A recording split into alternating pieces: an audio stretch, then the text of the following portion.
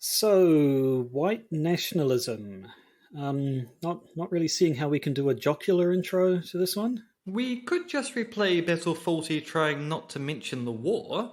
Or sing the classic World War II anthem, Hitler's only got one ball. Himmler's got no balls at all. Or some version of the Mitchell and Webb routine about not knowing we're the baddies. Yeah, it's all been done before. We could combine them. A meta joke about white nationalism and supremacism mixed in with, in retrospect, a joke about Germans which isn't about racism? Yes. And you think that's a good idea? No, but it is an idea. Okay. Don't mention that Hitler only has one ball because then he'll work out he's a baddie? Now that seems bad in a completely new way. Don't mention that Hitler's a baddie. No, that's precisely how we got it to this mess in the first place. Apparently it's controversial to say Nazis are bad now. Okay, one more try. Something Hitler, something Waldorf salad, something John Cleese is a dick. I mean, it needs refinement, but that's as good as I think we're going to get. Starting to feel this opening sketch was a bad idea.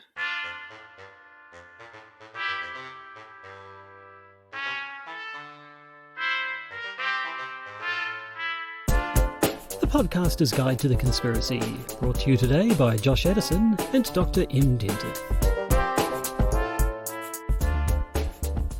Hello and welcome to the Podcaster's Guide to the Conspiracy. I am Josh Addison here in Auckland, New Zealand, back in lockdown, and not in any lockdown that I'm aware of.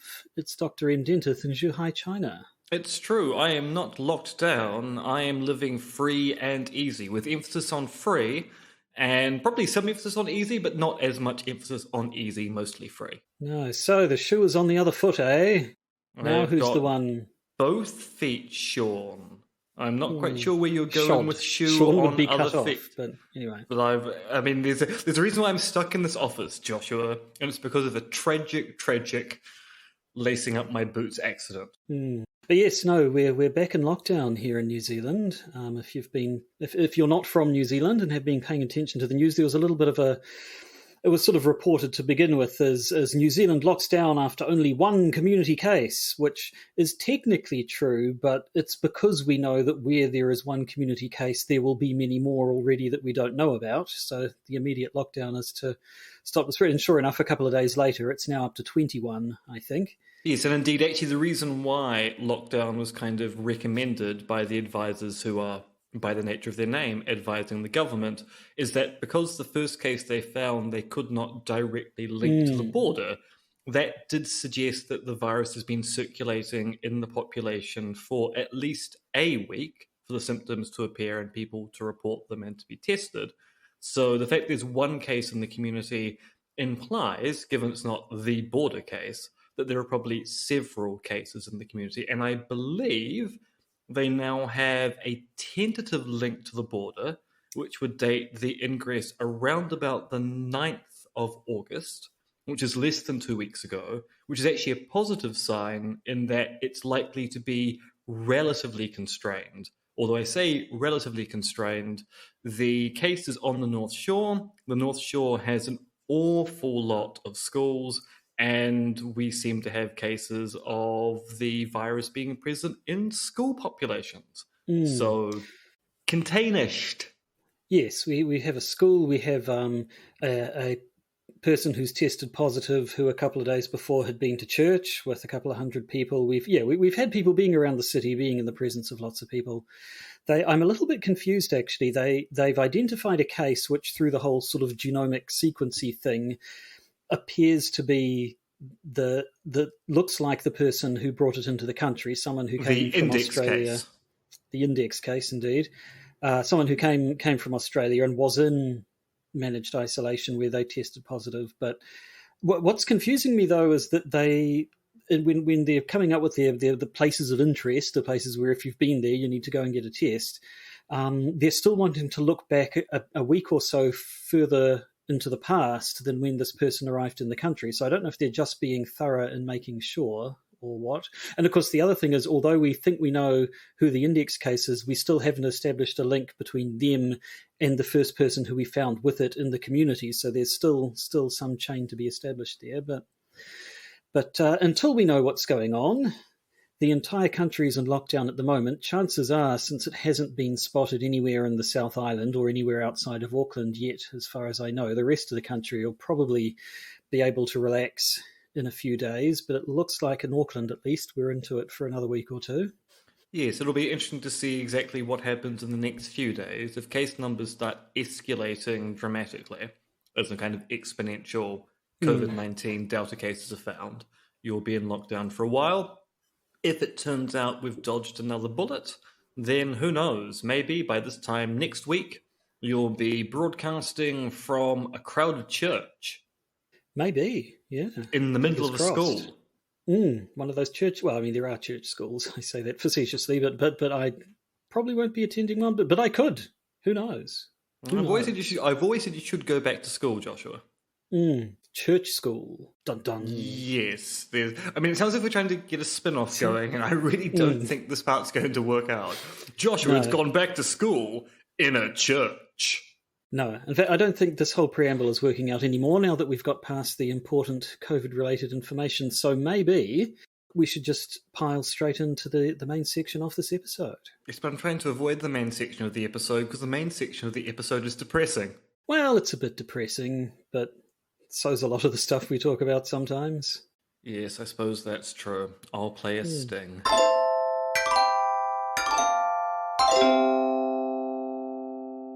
Yes, now we mentioned this last week, I'm pretty sure, what we were going to talk about this time, because just over a week ago now, I think, there were an interesting set of articles in the local news. I'm trying to look up the date of the story, and it's not showing me the bloody date. When was it, damn you? There we go, 9th.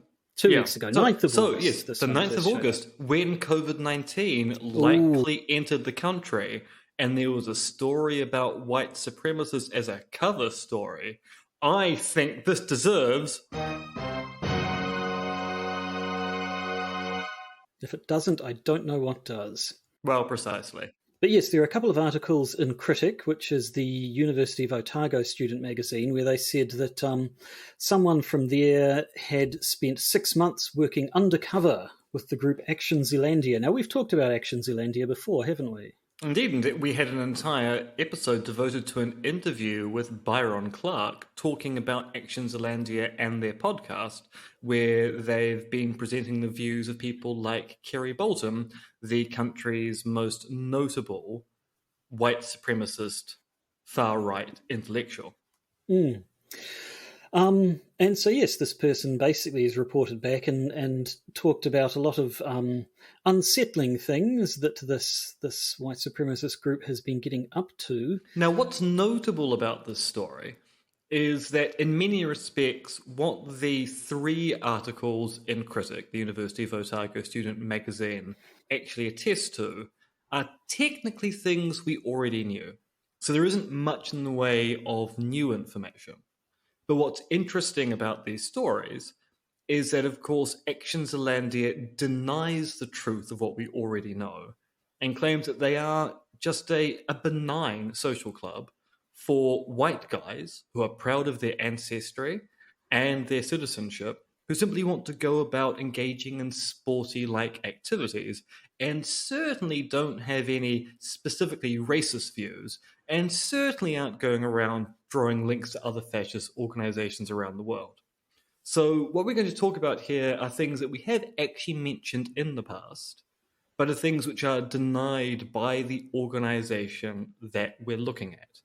So what's really important about what Critic has done here is that by sending someone in for 6 months to gather information, we have first-hand evidence that Action Zealandia has been lying profusely about their activities and their goals, even if it turns out we never believed those lies. We now have evidence to show that the lying liars are lying liars.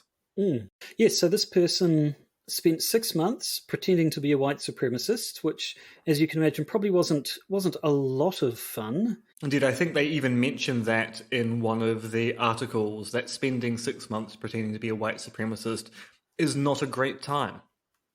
No, no, they found it very stressful. They thought, to the extent that a couple of times they thought they had blown their cover because they kind of, I think, because they couldn't keep up the requisite amount of hatefulness. It's a Actually, little bit. this reminds me of a story from my youth, back when I was planning to be a Catholic priest and went over to Pymble in Sydney, Australia, to inquire into joining the Jesuits. And talking with the novice master there, the novice master said, "Look, I have a particular way to tell whether a novice is suitable for entering the priesthood, or whether we should send them back into the community so they can be a secular helper to the Roman Catholic Church." He said, "The method is simply this. I will surprise them at some point in the day and say, 'Are you meant to be here?' And if it takes them more than a second to respond, that's it, they're out of the order." And I imagine that there's something very similar when it comes to being policed by the senior membership of Action Zealandia, and that if they get just ever so slightly suspicious of you, they will put you on the spot and expect immediate responses. Because if you even slightly hesitate in espousing, say, white supremacist or white nationalist views, then the members of Action Zealandia are probably going to go, "I don't think this person's heart is in it." And given they're a paranoid organization in the first place, they're probably then going to think, "I think this person might be a plant." So, yeah, spending 6 months being on your toes about this stuff cannot be pleasant. Mm.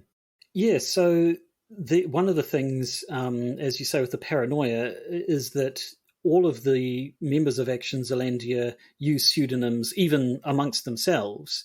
So, although we know the identities of some of the key figures, most of the people don't actually know who each other are, which obviously helps if you're going in undercover. I was a little bit confused. They made it sound like it's sometimes the actual reporter who went undercover suggests their identity is still being kept secret, obviously to avoid harassment. There's an article in the Herald which talked to the features editor at Critic and kind of made it sound like they were the one and identified them by name, but I don't. Which seemed odd to me, since elsewhere they were trying to keep it. So I'm not sure if it was just a misunderstanding and the editor was speaking for the reporter. But either way, we won't use their name here, just in case. Yes, I mean, I was also confused by this as well, because it is true that the Critic pieces are guest editorials as published by the editor of the guest editorial sections of Critic. And I think that maybe the Herald got a little bit confused there between someone being the editor of a section and someone being a guest editor and thinking 1 + 1 = 2, where in this case 1 + 1 = God knows. But anyway, so as to the article itself, this individual, this unknown individual reporter, met with 6 different members of Action Zealandia. Apparently had voice calls with 2 of their leaders and was in their online chats for most of this year. This person, I say person, Action Zealandia apparently does not admit women. It's a male-only organisation. So he was involved in message boards, and again with the sort of the paranoia, the messaging was tightly controlled to make sure that what goes on tour stays on tour. Nothing leaves the chat room itself. And in particular, I gather the sort of the jokiness was discouraged, because they know that can. We've all seen examples of people getting in trouble for saying the wrong thing in the wrong place. Yeah, so there's one example in one of the editorials about the way in which one of the members of Action Zealandia, talking about kind of racial purity and the like, made a joke about we should only have sex with our siblings.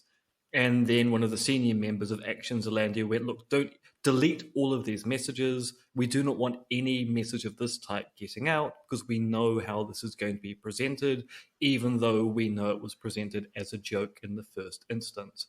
So they are very, very, very strict on controlling their messaging, because they don't want anything bad to get out about their organization, even if it turns out it's jocular. Mm. Yes, the cynic in me thinks they know full well that people would take anything like that they can find out of context and make them look bad, because it's exactly what they would do to other people. But in terms of what this person found out about Action Zealandia and the membership of itself, I mean, Action Zealandia apparently is a relatively small group, only about 30 people nationwide. But of course, it doesn't actually take a large group of people to do a large amount of damage. Yes, indeed, as we saw back with the terrorist incident down in Aotearoa, it only requires one terrorist to shoot up 2 mosques and kill 53 people. So it doesn't, the small numbers aren't necessarily reason to write them off as no threat. Yes, indeed. Actually, this is something which has been a big discussion with respect to lone wolf terrorism in the US in particular, which is it really isn't the number of terrorists you need to be concerned with in this particular respect. It's how likely are they to act upon their ideologies. And the worry is that given what happened at Aotearoa and the mosque shootings, we know that there are people out there with beliefs of this type who are willing to, in quotes, go to battle over their belief systems. Another fact about the membership, apparently they're mostly aged between 18 and 35. I'm not quite sure how did they get that if people's identities remained anonymous? So one of the members is 42 and is a remaining member of the prior movement, the Dominion movement. So I think they've basically indexed from, look, we've got one person and we know their age, 42, and we're taking that to be the kind of upper bound of membership age. And we've got a few examples of people whose ages we also know from messages we've got from our 6 months of infiltration. And that allows us to get a medium, a mode, a mean, an average, and any other quantitative statistical analysis you want to do. So, it seems to be mostly younger men. That Kerry Bolton fellow, I've seen his videos. He's no spring chicken. But he's not a member of Action Zealandia. He's kind of an associate of Action Zealandia. So Kerry, if you listen to the podcasts that he's done with the Action Zealandia senior membership, admires Action Zealandia, and thinks if he was younger he would join, but he does take it to be a youth movement, and he is not a youth. But yes, the Dominion movement is interesting because immediately following the shootings in Aotearoa, Christchurch, obviously the outpouring of grief and outrage, the white nationalists were smart enough to know that, okay, now's not the time to be a visible white nationalist, and the Dominion movement itself basically collapsed almost immediately. But as we've sort of seen, and as this article shows, they didn't actually go away, did they? They just kind of went underground and into places like Action Zealandia, who try to keep most of what they're doing off the radar. Yes, I believe the leadership of the Dominion movement basically has evaporated and disappeared, and Action Zealandia kind of filled in that void. But I also think they probably took a lot of the membership of the Dominion movement into their organization as they were founded. So, I mean, it does seem there's pointed criticism by Action Zealandia around the way the Dominion movement was run and the fact it collapsed so quickly after the mosque shootings. There's a kind of impression you get from the way that Action Zealandia talk about things that if the Dominion movement had had a spine, to use terrible toxic language here, they could have weathered that storm and they would have been fine, but instead they collapsed under public pressure.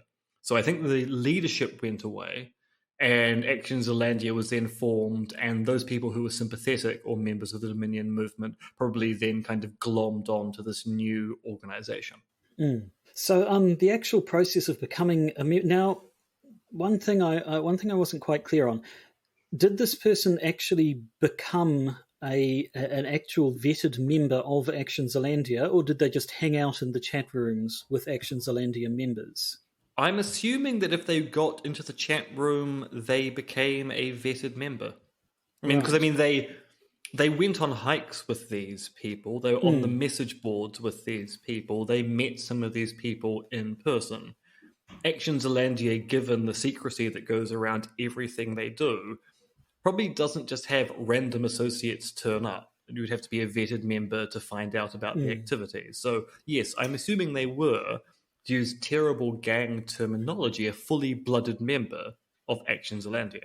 Well, and certainly they know plenty about the vetting process. So presumably because they went through it themselves, you need to be have a voice call with a senior member to be vetted. You're asked about your political beliefs, drug and alcohol use, and fitness. This is one of those groups, obviously, that's all about has a lot of that sort of very, very quote unquote manly thing about being fit and healthy and good examples of their race. After they've been vetted over the telephone or internet call, I suppose it is 2021, they do need to meet a person in person or come along to a group event in order to be fully vetted. Interesting that they're worried about, they don't want to consist entirely of outcasts, of society's outcasts.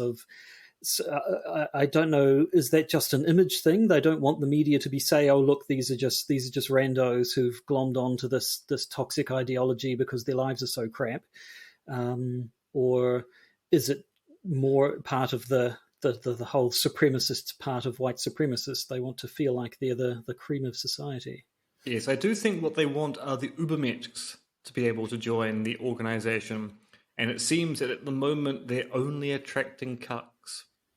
No chads, only cucks. That's a shame, by which I mean it isn't. No, not at all. Let's be clear. We do not want good people joining bad organisations. I'm about to say we don't want chads joining bad organisations. I don't think we actually should have any discussion about whether we think chads are good or bad. Well, I suspect actually I think we think chads are bad. I think this kind of stereotyping of I think the terminology is kind of bullshit. Yeah, in fact, actually, yes. I'm regretting using all of these words right now. Let's just back up, right up. I've been cut by my own words. You have. So that's the membership and the process of becoming a member. But as to what they're actually up to, so I mean, one of the things they said is that they have been fairly active in trying to form links with white nationalist groups overseas. Which, I mean, I know we've seen the terrorist shooter from Christchurch gets letters from all over the world, or has people attempting to send letters to him from all over the world, and was receiving them for a while, I think, until somebody put a stop to that. So yes, there is this worldwide network out there which they would very much like to be a part of. Yes, in fact, actually, as we'll talk about in a moment, they've had a bit of a problem with their trying to hook up with fascist groups in Australia. But yes, they are part of a movement to try and get a kind of global fascist youth movement going on worldwide. And indeed, actually looking at their website, because occasionally I do pop over to the Action Zealandia website to find out what awful things they're saying now. They had an entire post about how they had joined in with the Boer Lives Matter Day of Protest a month or so ago, which, to my great dismay, had a picture of white supremacists in Romania standing in front of a Romanian monument with a Boer Lives Matter flag. And I was going, no, not Romania. Please, not Romania. And I don't even know why I'm surprised by this, because one time where I was out buying jewellery, because people may be aware, I like to wear a lot of rings. I'm not wearing any at the moment because I find that I click and clack them whilst I'm recording, so it's not a good idea to wear jewellery whilst recording a podcast. And I went into this silverware store and I was looking through all the rings they had, and I noticed an Iron Cross ring, which is the symbol of the fascist organisation in many Eastern European societies. And then I looked around the rest of the store and went, that's a fascist symbol, that's a fascist symbol, that's a fascist I think I'm in a fascist silverware store. And so I backed out of the store very, very slowly. So yes, they are engaging in trying to get into this kind of global fascist movement. And indeed, now this is personal information. This wasn't information that was in the article itself, but I have been told that Action Zealandia, to a large extent, has given up on trying to turn the country fascist and really want to get on the gravy train of becoming fascist commentators overseas in the hope that they can get funding from the kind of the global fascists, the people who are funding organizations in Western and Eastern Europe. So much of their outreach isn't just about getting other fascists to talk with them. It's all about finding out how can we become one of those fascists who gets flown around the place to talk at rallies about fascism back home. So there's a certain kind of outreach going on there for financial gain. Who's the local? Who's a bit of a darling of the conservative right in the States? Oh, Trevor Loudon. Trevor Loudon, yeah. I mean, he's a libertarian rather than a fascist. But yes, he is very much not only is he a darling not only is he a darling in the US. A friend of the show, Marty Orr, got in contact with me the other day to say that Trevor Loudon was in Boise, Idaho, giving talks to the local Republicans there. And Marty was demanding a kind of swap. If Trevor Loudon is allowed to go to Boise, Idaho to give talks, then Marty Orr should be allowed to come to New Zealand to take refuge from what's going on in the US. And frankly, I think that would benefit both. Yeah, it would benefit both nations. Definitely. But back to Action Zealandia. So that's their larger aims in terms of their beliefs. So obviously, white supremacism. There's a lot of your great replacement theory and all of that business. Apparently, they're anti-vaxxers as well. They are. They take it that vaccines are a way of depopulating the Earth's population. On the podcast, and we'll talk about the podcast towards the end of this discussion, they've intimated this is part of a Jewish plot to depopulate the world. So they are recommending that their members do not get the COVID-19 vaccine. Right. I'm actually okay with that, I think. But it seems an interesting mesh between the whole sort of fit and healthiness and not wanting to have anything to do with vaccines, although I suppose you could say they're of the sort that believes their natural immunity due to their healthy, drug-free lifestyles will see off that. And also their Christian faith, Joshua. I mean, there's an entire Christian set of belief systems about you don't need a vaccine, God will protect you, which, as someone pointed out on Twitter the other day, the Old Testament is filled of examples of God sending plagues to wipe out people he doesn't like. I've heard that a bunch, and there's that old story. I've seen it sort of quoted in popular culture, but it's been around for ages, of the person in a flood. There's the Christian sort of parable of a person. There's a flood coming, and when it's announced, somebody drives past in their car and says, hey, come with me, I'll get you out of here before the flood comes. And the guy says, no, my faith in God will save me. And then the flood waters start rising, and the person's forced to shelter inside their house. And someone rows past in a boat in the flooded waters and says, hey, quick, hop in my boat. I'll save you from the floodwaters. And he says, no, thank you, but my faith in God will save me. And then the waters rise even higher, and he's forced to sit on the roof of his house because they're that high. And a rescue team comes by in a helicopter and says, hop in, we'll save you, don't worry. And he says, no, thank you, but fine, I'm fine. I have faith that God will save me. And then the floodwaters rise even higher. He's swept away and drowns and winds up in heaven. And when he gets to heaven, he says, God, look, I don't understand. I had faith in you this whole time. Why didn't you save me? And God says, what do you mean save you? I sent you a car, I sent you a boat, and I sent you a helicopter. And as soon as I hear people saying, honor your God, God will keep me safe. I'm like, yes, he will, by giving you a bloody vaccine, by inventing, I'm quite certain that a good number of the people inventing these sorts of things are people of faith anyway. And yes, I just automatically go to that and think, you people are foolish. And indeed, actually, in a lot of mainstream Christianity, the typical interpretation of the parable of the loaves and the fishes, where Jesus seems to miraculously produce bread and fish to feed the populace, is not taken to be a miracle in the sense that Jesus made food out of whole cloth. It's the idea that there was a massive sharing event going on that wasn't common for feasts of that particular time. And people shared their food, and it turned out there was more than enough food to feed the crowd.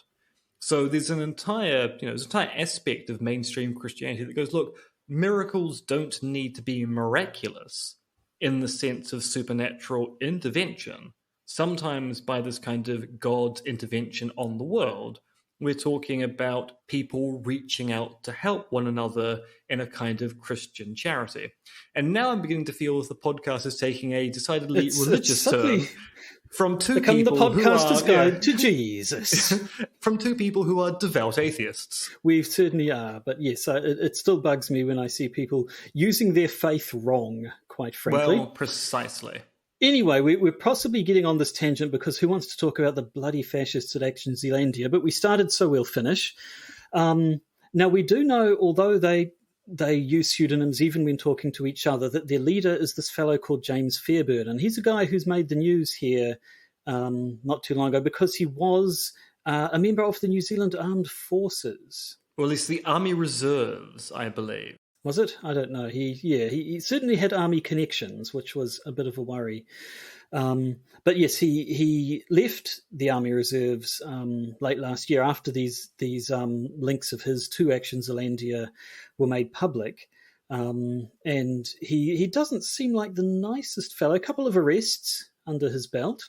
One for vandalism, one for breaching his parole conditions after being convicted for vandalism. He was also stopped at the border because he was going over to Australia to spend time with Thomas Sewell, who's a member of the Australian National Socialist Network. National Socialist. Now, where have I heard that? Sounds familiar. It really does, yeah. Yeah. Now, apparently Fairburn was ousted as leader back in either April or May, the dates seem a little bit iffy here, after he was arrested for breaching his bail conditions. And another senior member of Action Zealandia took over temporarily. This person has the pseudonym of Fred. Now, under Fred's leadership, the group actually went from political actions to largely what it claims to be, which is a community building, exercise-orientated group for young white men who love their country. But at some point, about a month or so later, Fairburn returned, and the group has once again returned back to political activism. And this is apparently the source of some discontent in Action Zealandia, and that some members would rather be a health-focused group than a politically active one. When we say political activism or political actions, I've read a fair bit about putting up of posters and things like that, making their views visible.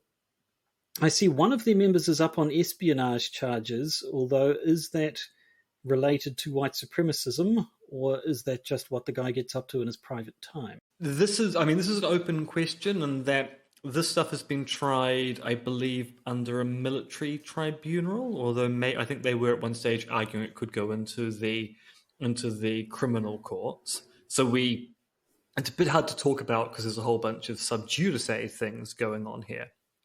But it does appear to be at least somewhat tangentially related to their Action Zealandia work. But carrying on with the political bit, what they would really like is to actually infiltrate New Zealand's political parties so that they could presumably actually start getting their views more widely heard, I suppose. And I guess the dream would be to actually put their views into practice via Parliament, but that certainly would be a long way off. And as you say, possibly they acknowledge actually out of the realms of possibility in New Zealand. But yes, when you only have 30 members, it's going to be very hard to take over a political party. But they've looked at two parties in particular. They've looked at the New Zealand National Party, which is our standard centre-right party, currently led by Judith Collins, which they've identified as being somewhat weak and thus pliable in our current political situation, which seems like a fair assessment. National is not doing particularly well, and they're not doing particularly well with a leader, Judith Collins, who seems to be quite happy to engage in racist rhetoric around the country of Aotearoa New Zealand at the moment. So I think they've identified that there is at least a possibility of doing something to get National on board. The problem is National is very big. National has a very set hierarchy in its party structure, and it's also very much controlled by the rich donors who control the kind of the board and the executive board that runs National. So 30 cucks without much money are probably not going to be in a situation to be able to rejuvenate National into a National Socialist Party. So the other party they're looking at is good old Social Credit.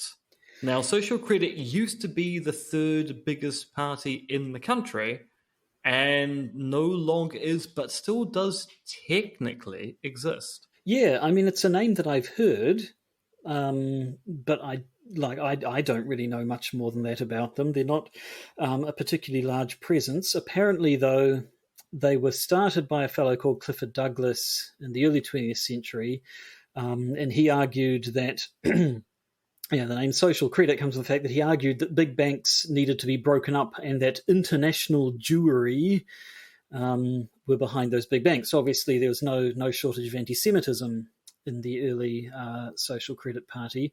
Apparently, the group reformed in the 1970s and booted out the anti-Semitic members, although whether all trace of them has gone is up to question, I understand. Yeah, so Social Credit still does exist. When I was in Kirikiriroa last year for the 2020 election, I could have cast a vote for Social Credit. They were running a candidate in my electorate. And it is the case, if you spend some time looking at local and general election candidates, you'll find the occasional Social Credit member has managed to persist in some region for quite some time. And when you start reading their manifestos, they are certainly very weird. So the whole Social Credit economic system is contra-orthodox economics at this particular moment. Well, there's probably an entire episode to be made on Social Credit, their conspiracy theories, and how they kind of recast themselves afterwards. We should probably put that on the list of future episodes to do. But it isn't clear that even though they ejected their anti-Semitic members in the 70s, that some of those members haven't kind of crawled back. Because in the 70s, Social Credit was a large party. So when they did their ejection of the anti-Semitic members of the party base, they will kind of rejuvenate themselves and look like a sensible alternative to National or Labour. But eventually that kind of collapsed, and Social Credit has completely disappeared from the electoral landscape to the point where you don't know anything about it. And it's possible that in that time, those anti-Semitic members who were ejected have managed to kind of crawl back or be the only members left willing to take on the Social Credit name. But it doesn't look like they're going to have much luck in any case there, which is kind of the end of the information on their aims and goals and what have you, apart from the whole idea of their goal of presenting themselves as a benign, perfectly respectable organisation. They, as we've said, they want to be seen as just a group of people who happen to be white and are proud of the fact that they're white, and don't take it any further than that. And like doing a bunch of men doing manly things in the outdoors, having a hike, getting a bit of fresh air, and happening to have a vaguely common ethnic heritage. But try as they might, though, that's not really what they are, and it does eventually start coming out in the things they say and do. Yes, so they're quite good at staying on message when it comes to their website. So when you've got copy, you can sit down, you can edit the racism out of copy, or at least make the racism very cryptic. But they've got a podcast, and they're not very good at staying on message when it comes to recording the podcast. There's a kind of glee in their voice when they talk about certain subjects, They make jokes about Jewish conspiracies on the podcast in a way which is meant to come across as being good-natured, but really doesn't sound like anything other than, oh, we're joking about this thing we really do believe. So, yes, they're trying desperately hard to stay on message and present the idea that they are just a benign political organization of young men who like being fit and healthy and love their country. And then their podcast exists as a document that goes, yeah, there's a lot more going on here. And of course, we have the situation where someone spent 6 months infiltrating their ranks to get a clear indication of what they say behind the scenes. Mm. And maybe that's a good thing to talk about finally, the whole infiltration thing, because we've looked at the Sunstein and Vermeulen paper where they basically recommended the infiltration of conspiracist networks, and then old Curtis Hagen was having nothing of that. And as I recall, Lee Basham wasn't too fond of it either, although it doesn't. I suppose, first of all, there are two bits of infiltration there. There's Action Zealandia wanting to infiltrate the likes of political parties, but then, of course, there's the critic reporter who successfully infiltrated them. I noticed, though, that the at least in the goal of the critic reporter, in the case of the critic reporter, their goal wasn't to spread disinformation and try to sort of damage the group from within. They were simply finding out information and then getting out and reporting that to the rest of us. So I don't think the likes of your Curtis Hagens and your Lee Bashams would have a problem with what they did, would they? I wouldn't think so, in part because the worry about the Sunstein and Vermeulen hypothesis is the idea it would be the state engaging in this infiltration, and the state basically infiltrating groups that are saying bad things about the state doesn't want people to believe, which automatically sounds ever so slightly suspicious. The critic, not the sitcom, the critic, although, God, if only they were making more of that. Critic is not, as far as I'm aware, an organ of the New Zealand government. As far as I'm aware, it is a student magazine for the University of Otago, probably run on a pittance, and they were simply doing some investigative reporting of an organization that was not going to be interviewed, or at least not interviewed in a way where they would give truthful and sincere answers to a reporter's questions. So if someone infiltrates the group, they do their reporting, and then they get out. So that's not the kind of cognitive infiltration that Sunstein and Vermeulen were talking about, although it is still interesting that it shows that there are certain kinds of infiltration that we take to be not problematic, or at least not entirely problematic, versus the idea that if the government was engaging in activities of this kind, which presumably the Secret Service might be doing, then we start to become a little bit suspicious about their motivations. Indeed, we know that the Secret Service in Aotearoa, New Zealand, has engaged in infiltration of left-wing activist groups. And we take that to be a very, very suspicious thing to do, especially when dealing with environmentalist groups that are protesting against polluting industry. So yes, there's a worry that when the state does it, there's something weird going on there about the power relationship. When it's a student rag engaging in doing this kind of thing, that power relationship is nowhere near as clear. And indeed, we can probably give the story about how this is a fairly benign, or at least standard investigative tool when you're trying to investigate whether people are doing bad things behind the scenes. But it is all still very interesting to a podcast. It's about conspiracy theories. We have an organisation which itself is fairly conspiratorial. They're very definitely acting in secret in many cases, but taking great pains to keep their activities and their opinions secret. They also promote various conspiracy theories, your anti-Jewish stuff, your great replacement stuff. But we also have, of course, Critic Magazine operating a conspiracy against their conspiracies. It's conspiracies all the way down. It's true. It's just one conspiracy after the other. Indeed, are we part of a conspiracy, Joshua? Are we? Almost certainly. Yes, well, actually, we probably are, because given that we did that episode on Action Zealandia's podcast, and we talked with people who were investigating Action Zealandia, who are keeping themselves anonymous, and thus were using Byron Clark as a mouthpiece, and that sounds as if I'm downplaying Byron's role there. Byron was doing good work there, but he was also kind of speaking on behalf of another organization. Then we're quite definitely part of a conspiracy conspiring against people who are conspiring, who are probably being conspired against by other groups as well. So basically, there's a whole bunch of overlapping conspiracies here, of which we are a part of at least one of them. Or are we? Or are we? Are we? Or are we? Are we?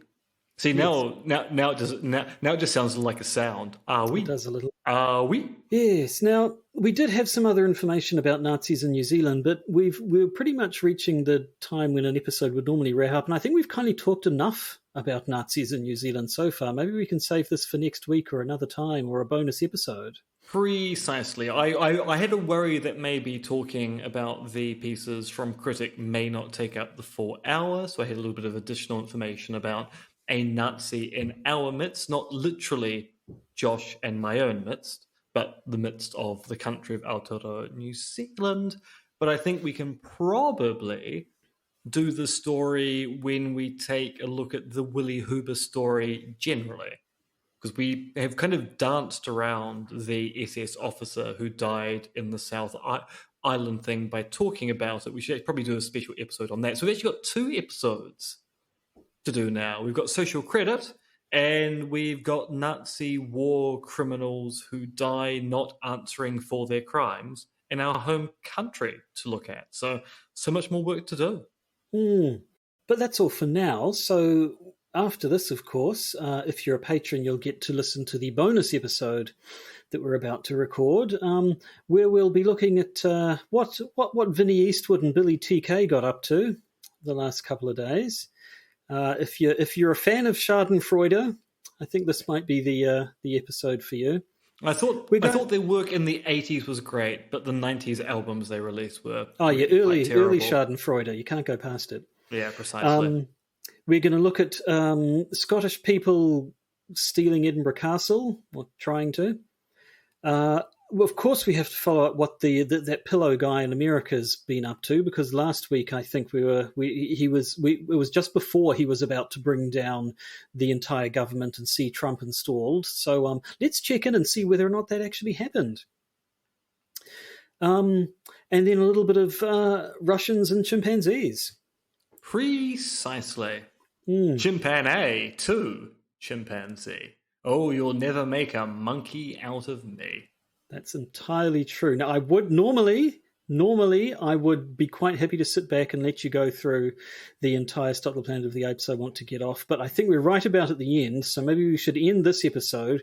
Maybe you can start the next episode. You can start the bonus episode with that. I don't know. I don't know if that's a threat or a promise to our people who might want to become patrons specifically to hear that episode. And if you do want to become a patron, go to patreon.com and search for the Podcaster's Guide to the Conspiracy. And if you're already a patron, well, you don't have a choice. The episode's there and you have to listen to it.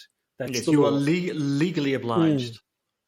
But at any rate, let's bring this one to a close before we jump onto our Russian monkeys. And that simply leaves me to say goodbye to you, Russian monkeys, and everyone else. And for me to say, valet, Sean Locke. Valet. Oh, right, Sean Locke. Yeah, that was a shame. Yeah. The Podcaster's Guide to the Conspiracy is Josh Edison and me, Dr. M.R.X. Dentith. You can contact us at podcastconspiracy@gmail.com, and please do consider supporting the podcast via our Patreon. And remember, they're coming to get you, Barbara.